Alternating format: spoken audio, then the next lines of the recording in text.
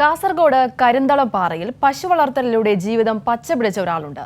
ക്ഷീര കർഷകയായ എവി രമണി. 2 പതിറ്റാണ്ടുകൾ അടുക്കുകയാണ് രമണിയുടെ പശുപരിപാലന ജീവിതം. ഇതോടുകൂടി പ്രാദേശിക വാർത്തകൾ അവസാനിക്കുന്നു. 2 മണി വാർത്തകളുടെ സമയമാണ്. സിജു സുഗതൻ ചേരും.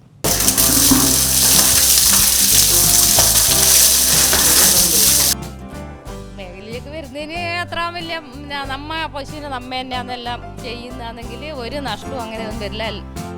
രമണിയുടെ വാക്കുകളിൽ ക്ഷീരോത്പാദക രംഗത്ത് കഴിഞ്ഞ 1.5 പതിറ്റാണ്ടിലേറെയായി ഉരുകിത്തെളിഞ്ഞതിന്റെ കരുത്തുണ്ട്.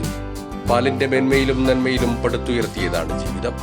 2006-ലാണ് കുടുംബശ്രീയിൽ നിന്നുള്ള സാമ്പത്തിക സഹായത്തിൽ ആദ്യ പശുവിനെ വാങ്ങിയത്. ബീഡി തെറുപ്പായിരുന്നു അതുവരെയുള്ള ഉപജീവന മാർഗം. പശു വളർത്തലിൽ സന്തോഷം കണ്ടെത്തിയ രമണിയുടെ തൊഴുത്തിൽ പതിയെ പശുക്കളുടെയും കിടാങ്ങളുടെയും എണ്ണം കൂടി. അങ്ങനെ ബീഡി തെറുപ്പ് ഉപേക്ഷിച്ച മുഴുവൻ സമയ ക്ഷീരകർഷകയായി. കരിന്തളം പാറയിലെ വെയിലിൽ കുരുത്ത രമണിയുടെ പശു ഫാം വളർന്നു പന്തലിച്ചു. ഒരേ സമയം 20 പശുക്കളും കിടാക്കളും വരെയായി. അധ്വാനിക്കാൻ മനസ്സുള്ളവർക്ക് പശു വളർത്തൽ മികച്ച വരുമാന മാർഗമാണെന്ന രമണി. എൻ്റെ വീട്ടിൽ ചെറുപ്പത്തിൽ ഞാൻ എരുമ ഉണ്ടായിന്. അപ്പം എന്താ പറയുക, ഞാൻ പശുവിനെ കറക്കി ചെറിയ 10-13 വയസ്സിലുണ്ടാകുമ്പോൾ പുല്ലരിയാൻ പോലും എല്ലാം ഉണ്ടായിന്. വരുമാനം മോശമല്ലാത്ത രീതിയിൽ തന്നെ. ഇപ്പം നമുക്കിപ്പം നമ്മളാവശ്യത്തിന് വേണ്ടിയിട്ട് ഭർത്താവിൻ്റെ മുമ്പിൽ കൈ നീട്ടിയൊന്നും വേണ്ടല്ലോ. നിലവിൽ HF ജേഴ്സി ഇനത്തിൽപ്പെട്ട 7 പശുക്കളും 3 കിടാങ്ങളുമുണ്ട്. കൊല്ലംപാറയിലെയും കാലിച്ചാമരത്തെയും ക്ഷീരോത്പാദക സഹകരണ സംഘങ്ങളിലായി ദിവസം 60 ലിറ്റർ പാലളക്കുന്നുണ്ട്. കാലിത്തീറ്റയുടെ വില വർധനവ് ഉൾപ്പെടെയുള്ള പ്രതിസന്ധിയിൽ ക്ഷീരോത്പാദന മേഖല പലരും ഉപേക്ഷിക്കുമ്പോൾ തൊഴിലുറപ്പ് പദ്ധതിയിൽ ഉൾപ്പെടുത്തിയാൽ കർഷകർക്ക് ആശ്വാസമാകുമെന്ന് രമണി പറയുന്നു.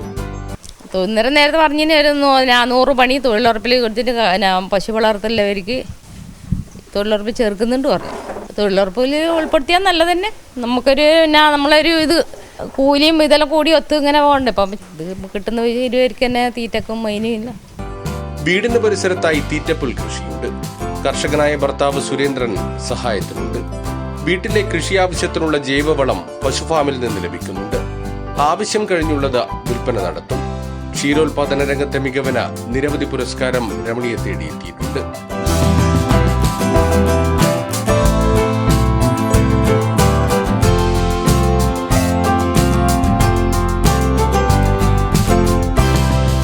ദൃശ്യങ്ങൾ പകർത്തിയ ഷൈജു പിലാത്രയോടൊപ്പം സിജു കണ്ണൻ.